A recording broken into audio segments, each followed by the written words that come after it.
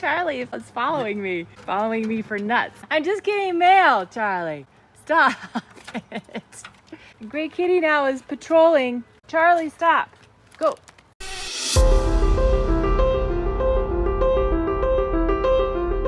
After going in like 8 shops, I went into this shop and they only had one bike on sale and it happened to be my size. I got it for $3,500 on sale from $4,700 because it's last year's model. It's brand new. It is a 29er. I brought my pedals in. The color matches. See, it was meant to be. Bicycle saddles, such a personal choice. A lot of bike shops offer a 30-day return policy. Why do I have 4? This came with my Jamis Portal mountain bike. This one I just got, SQ Lab, because it just looked really comfortable. My Selle Anatomica from last year. This was a seat I actually used on my road bike and my mountain bike when I was in Park City. Selle Royal. You wonder why didn't I just stick with this one? I was looking at long distance sitting in saddle day after day after day, and Selle Anatomica along with Brooks. I don't think the Brooks has the slice here for ventilation, which I like. You can even see how the Selle Anatomica has such a nice seat. It does take breaking in because it's leather. So then you're wondering, okay, well then why don't you put this on your mountain bike? They're all flat on the rail, on the metal there, the flat. So they're all resting on that evenly. That one's touching the wood, this one's raised, this one's flat, and this one's flat. Because of the nose on the rise, I don't want that rise, and this is particularly a mountain bike loop I'm doing, and that's why I don't want to use that saddle. So you wonder, well, why don't I just go back to this one? Well, it's just really heavy, and I was going to use it. And then I was in the store,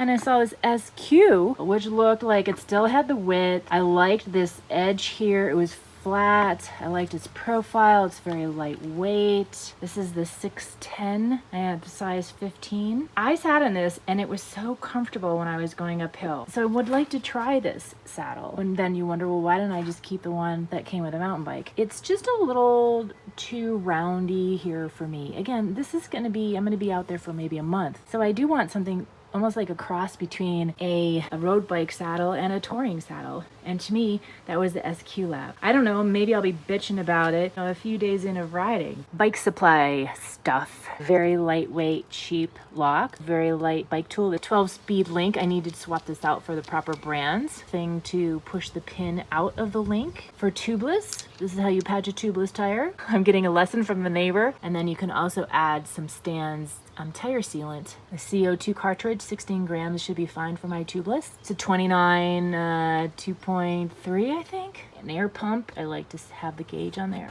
The Wolf Tooth WT1 chain lube was recommended. These are brushes to clean my chain. The toothbrush, the hairbrush is my invention. Some rags and some plastic gloves. This is Steve-O, my awesome neighbor who heard my great fear of getting a flat on tubeless because I've never had one and I have this device. So he's going to show me how to fix a flat on a tubeless, how to patch it. I mean, the whole concept of having the tubeless with the sealant is so you don't have to do this. This is backup if the hole's too big, right? Because yes. The sealant should do its job. Yes. And here you have the bacon strips. Okay. So these are your little patches. They look like tiny little bacon strips. If you had a bigger hole, you can double them up, 2 or 3. You have a small hole, the sealant will fix it. If the hole is about the size of this reamer, that's when you'll use this. And then if the hole gets much bigger or it's a sidewall tear, you want to start thinking about doing a tube instead. So I should bring a spare tube. You should definitely bring tubes. Oh, they're so heavy. They are, yeah, they are, but they might save you, right? Yeah, I would also bring goos. The goo is like a gel pack, but it's like a foil gel. Okay.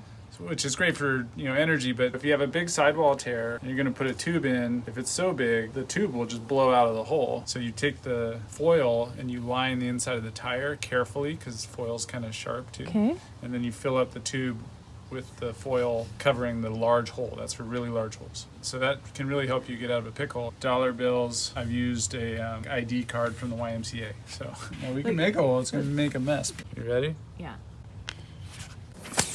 Oh yeah, you can hear it, feel it. So it's trying. I just don't have very much fluid in here is kind of the bummer part. Let's just pretend this hole is too big. So you would take a bacon strip, clean out the hole. See how it's all rough there? Take the rough part and clean that out. Oh, you're actually making it bigger. So tubeless really is ideal even just in the sense that you have 2 opportunities to patch the tire, and this is so easy. Right. I mean, the sealant, and then that doesn't work, you just shove this sticky. You have it doubled up, and then you go in and you can pull it out, right? Okay. And it should stay doubled up nice and thick like that. You know, you can choose to cut it at that point, or you can just leave it and ride on it. And then do you put anything around here as extra measure? No, if I was on the trail, I would have my wheel off, and I would kind of shake the fluid over it, the whole side down, so the fluid gets in there real good. That's it. I like yours, I think, more than mine. Oh, look at yours. They have these like metal tips to them? I got different sizes and different size applicators. Big old fat plug. Oh, wow. This is the fat applicator. This is a normal one for these. And then this marries straight to a CO2, so I can fix the plug, I can air it up, and then pull the plug into place, all with the same thing. So you air through the hole. I've definitely had a hard time with those in here. They get stuck inside the applicator. It's one of those things where like the product design looks flashy and everything, but it is very fancy. It may not work. It may not work quite as good. So are you carrying CO2s? I am. You attach it to the CO2 cartridge first. Yep. The first thing you hear is air coming out of the tire. Okay. Like that, and then You're pushing. I'm seated. Since you're in the backcountry, this little piece here is not the strongest piece of metal. If you're pushing at an angle, I have broken those before. You want to come straight down on it. You get everything prepped. Lefty loosey opens the valve. Okay. So right now I'm righty tighty and we're closed. Okay. Press on and then just let it go. And since my tire already has air in it, I don't want it to blow up in our face, so I'm just gonna add a little at a time. Like a 20 gram into a 2.35 inch tire, that will fill it. And then know this gets cold, right? Right. So there's a point where the tire pressure and the CO2 pressure is the same, and it just won't go in anymore. So now there's like a little leftover. Keep it on ya. You just keep this attached to that, obviously. And just keep the valve closed. If you see it go ahead in there, just leave it. Really? Yeah. I mean, there's other things that can happen too, other than a hole, right? Like if you dented this rim, if your tire pressure was low and you hit a rock real hard and it went doink, bent it, or that would be essentially a hole, but not something you could patch, right? So then you'd be thinking tube again. The tip of your lever, and it's curved so you can get under the bead. Any blue Hedgerows, ones, okay. yep, those are great. And if you had two of these, you would use this end just to clip onto the spoke so that you can work with your other hand. This is really tight and you need to work it with two. You couldn't just get one in and like go ahead and rip it. Go ahead and get one in and fix it and then start working away from it. Well, thank you so much for taking the time Yeah. to show me this. Let's take an intermission and give Charlie a little water. 102.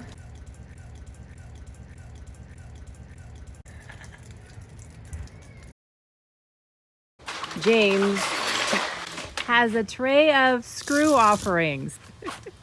I told him I want a backup for my seat because I'm relying on these to hold my rack. And if they come undone, my rack falls off. What am I going to do with all that stuff? Otherwise, I'll just go to a hardware store and even get ones that are extra long, as well as nuts for the existing ones. When you run errands, hardware store errands, make sure you wear your overalls.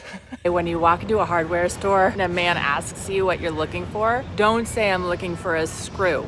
That's what I said. I felt like such an ass. Ones for the seat post are metric. I'm so glad he's here to help me. All right, the guy from Home Depot told me to come to DMB Supply if they don't have what I'm looking for in regards to the screws. He owes me a Coke, and I told him that he can get me a Dr. Pepper. It was the vet in the wheelchair. The veteran at Home Depot was right. Not only did they have the right thread size, they're a little bit longer, which is exactly what I was looking for, and they even have the same finish end, so I can use my bike tool. Time to install this rack. Very lightweight. I looked at a few. This was my favorite. Charlie, are you checking the bike out? It all looks good for you. I'm afraid to get down on my knees because I feel like you're gonna jump on my head. I don't know. This rubber piece I got to go around the stem. I have a dropper post. For those of you that don't know what that means, I push that lever right there and that will make my seat go up or down. This is as high as it goes. This is my proper riding height. And then when you're gonna come down like a steep hill, I drop it down so my feet are now closer to the ground. It makes me feel safer riding. I love it. I'm gonna put it all the way up here. So when I drop my seat, this will come and it'll just hit this and stop. By putting this on the dropper post, I'm gonna lose like 2 inches of drop because this will be taking up those 2 inches. I put pressure and squeezed this and just did the top 2 screws. And the reason that was important, when I went to do the bottom ones first, it made the rack go down a little. See how I have the top screws? There's more screwed in, and that's pinching this closer, and that just kept this up. I also added a little thread lock blue for extra security. Adjustments to my cargo net. The little hooks come with these rubber ends. Somehow they're disappearing. Without the cap, it's a very sharp end, and when this hook's underneath the rack, it's touching your bag, in which case movement is going to cause it to rip it. I'm gluing the caps on that are still existing, and then the ones that don't have a cap, putting glue all around the end, trying to make it smooth, and I can obviously always add electrical tape. Time to shove my Moose Trex frame bag onto my Janus Portal C3. If you watched last season when I biked from Boise to Canada, you saw me complaining about stitching coming undone. I called them, sent them pictures. They sent me a brand new bag, and I was so impressed and happy. The customer service is just huge to me, how a company handles problems. So why am I not using the new bag, you wonder? Well, because this bike isn't meant for this size bag. So I wanted to cut up the bag, and in order to make it fit, I cut the straps off on here. My housemate James was so awesome. He needle and threaded this with some strong thread, so he reinforced this for me, and then he reattached this one. So this is keeping this up here, the support, which I want. And then the bag kind of just follows the weight. Bringing this through this hole, cut some of the strap off because it's just too long sticking out. Now here's where it gets tricky. I cut the other strap off because see how it came here? So this can just come over the shock. And I'm pulling the flap around the shock like this. I'll probably cut this for sure. Blue lever is gonna either make it tighter or looser. You wanna bounce going down. You don't wanna bounce going up. That's why I need to reach this. Some of you are probably like, well, why don't you just buy a bag that's made for this frame that'll fit? Because that's not my personality. I like to try to make things work. It's fun for me. Like if I pull this off and this bag works, great. Well then, look, why should I spend money on another bag? This is so much more fun, utilizing something that I have already. My co-anchor isn't coming up next to me because we have somebody watching. Supplies, maps, picnic blanket, a luxury item. I want to have something just to lay down on outside my tent that's not the ground. Backpack that I'll use after I hide my bicycle and I go for a hike. Obviously I tested to make sure my whole tent, everything fit in here with food. So light, it's so small. Head mosquito net, I highly recommend. It weighs nothing. When the mosquitoes are bad, just to have a rim hat with you and you put this over the top. Bear spray. This is to hang food, to dry clothes. How much rope I need. This is how I did it. Burn the ends to seal them. A must bring electrical tape. I used this for shoes last year. You just never know. Knife. I have rain gear, but this is just a big poncho. You know, if it just starts raining, you want to cover your bike. It weighs nothing. A new addition, which I should have had last year because I can now finally record some rides with both hands on the handlebars. My favorite twisty ties, backup straps, and a bungee. $40 in cash. And some trash bags. These are actually doggy poop bags. They're so small and they're strong and they're light. Shelter and bedding. It's pretty self-explanatory. X-Ped setup, rainfly, tent, poles.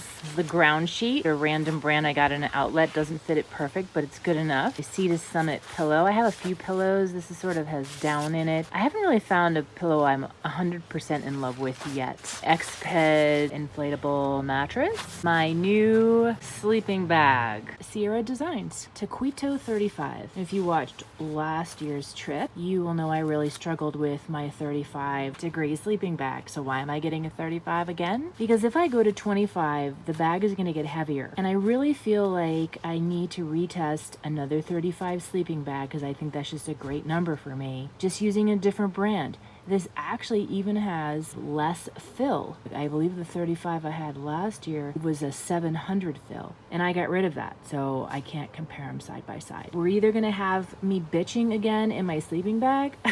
Here it is packed up. That's my sleeping bag, the pillow, the sleeping pad. I'm not going to compress this. I actually already just did. I put it in a sack and I thought, I'm going to just shove it because this is what I'm going to put on the rack on the back. Some of the things I struggled with last year, I'm trying to not struggle with them this year, obviously. So I'm changing up some things. Super light. Sea to Summit, it's a large, waterproof. There's certain levels of strength. This is the strongest one, I believe, with the orange on the bottom. The idea of the rack on the back, I can just shove my sleeping stuff in this.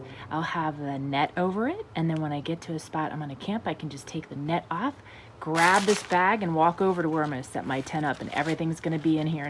Clothes. I kind of try to break this down into categories for you. Shorts. 2 sets of padded. Why 2? Because last year I found on my trip that I just needed a different way it's touching your body. So having 2 sort of styles was helpful for me. It's more of a pattern, might breathe a little better. This is more sort of like just a solid, which sometimes can bunch up in your crotch. Super light, loungy, mountain biking shorts, running shorts. I wore leggings a lot last year in the mornings because it was cooler. The other option is to have a pair of cycling leggings. They just go like this. I'm gonna be in hot springs. That's what this is all about. Thanks to Sun of Swim in. 2 pairs of underwear, 2 sports bras, 3 pairs of socks. They're wool except this pair. I find having the toes helpful when it's really hot because sometimes the skin between, if it's really hot and sweaty, can rub and maybe cause some blisters in between. So when you start to feel that happen, like I put these on. I'll probably live in my Pearl Izumi. Terry dries super fast. It's actually like a cycling t-shirt. It has a couple pockets on the back. Another super light sheer tank. My favorite thing, always wore this sort of shawl because I want my armpits to breathe.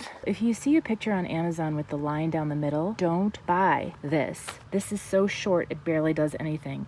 This one is much longer. This has a finger hole. It's really nice. It's smooth. It's thick. Tent, cold at night, 43 degrees. I need to feel like clean and cozy. I've had it for like 15 years. I love it. An icebreaker, 100% merino wool. Long johns, the layer. This is Carrie. I haven't worn her stuff yet. Thick wool socks. My clean socks for when I go to bed at night. I put moisturizer on them and then I put them in the socks. Another thing I could be sleeping in. This is really yummy and soft. Men's sacks. When it's really hot, this will be my sleeping gear. And then when it's cold, I have to have this stuff. Some people won't. They'll maybe just bring a jacket or something. Down gloves. Sometimes it's just nice to have something else just to drape on your body that's not fitted. A stretchy, fitted. Again, this could be in the morning, you're taking off on the bike, just something to throw on. I just like backup because I can always throw it out. I can't go get it. I did pretty well last year though, based on my choices. And I did like obsess over this stuff, by the way. I didn't just go buy it. Like it had to be really light, really feel nice on my body, dry quickly. A lot of these things washed and then I let them air dry to see if there was anything taking forever, because that item I wouldn't bring with me. Rain gear, super light, Patagonia baggy rain pants.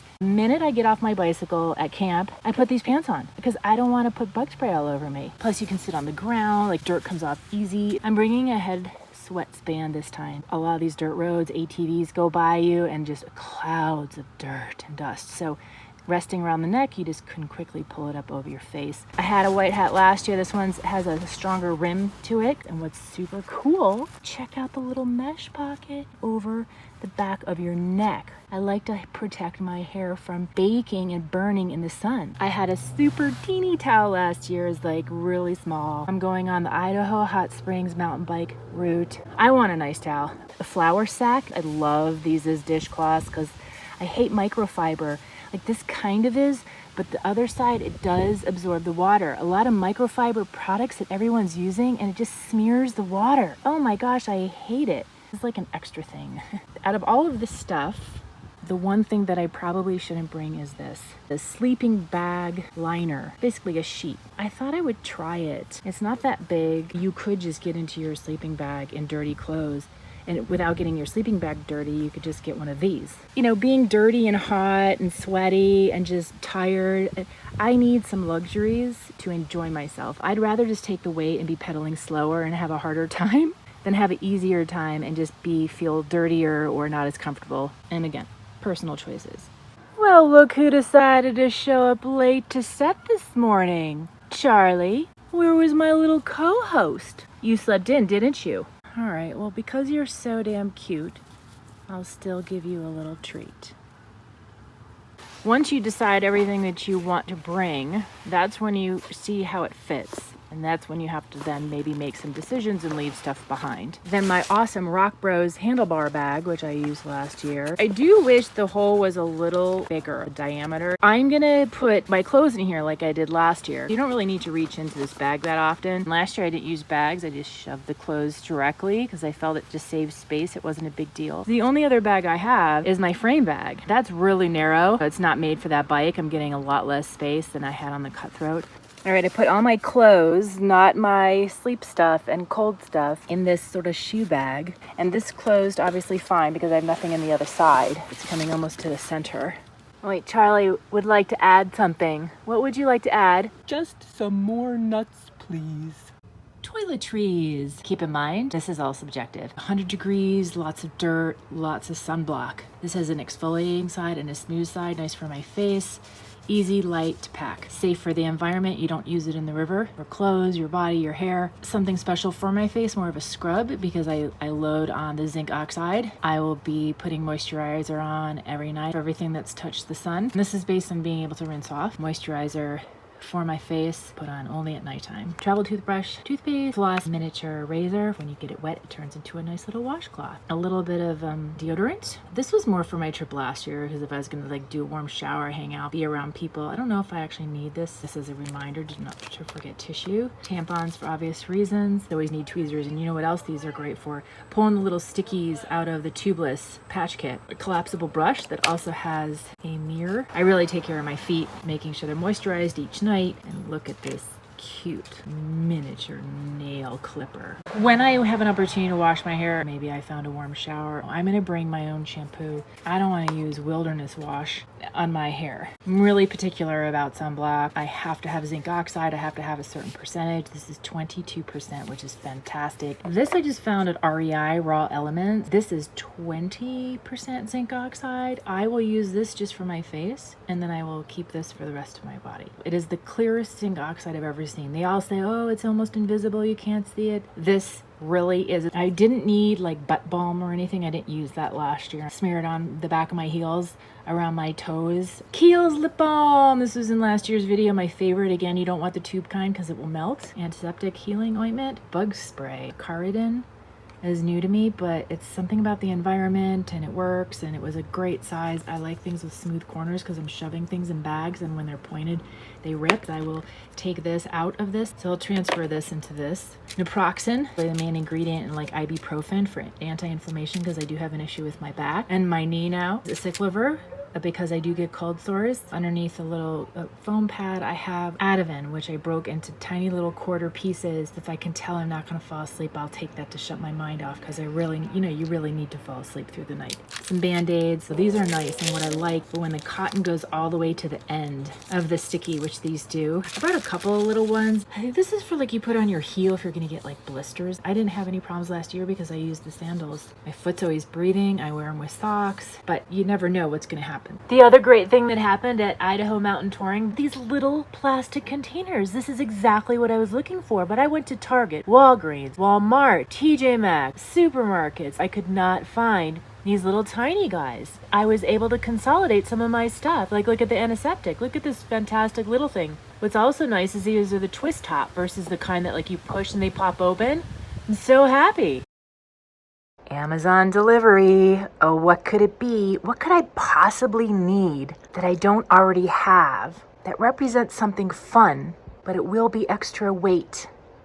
Lake floats. Some are for kids, but I could just stick my butt in the hole. I'm just going to be going to so many pretty spots with water, and I thought just to be able to go out and float a little bit. Now the water's going to be freezing. Wanted to stay totally out of the water, but everything's too heavy. A lounger. Fill it by flying through the air. Another lounger with mesh in the middle. The mesh makes the item weigh less. It has more mesh, so your old-fashioned inner tube. Obviously, this would be the smartest choice. I can't get air in the whole thing, so I'm gonna get air in the bottom. So I'm gonna see how I fit. It's not like I can lay and relax. I don't know how comfortable it would be sitting like this. Another Charlie intermission. Girlfriend's watching because she's like, he's a dumbass. Don't go playing with those humans. That's it. There's no more. Okay, I gotta make this video. I love the idea that there's not a valve that I have to blow up, and it's not the typical plastic. This is really nice fabric. See, this would be nice. This is the one I want to take. Can I handle the extra weight? Can I find a place to put it?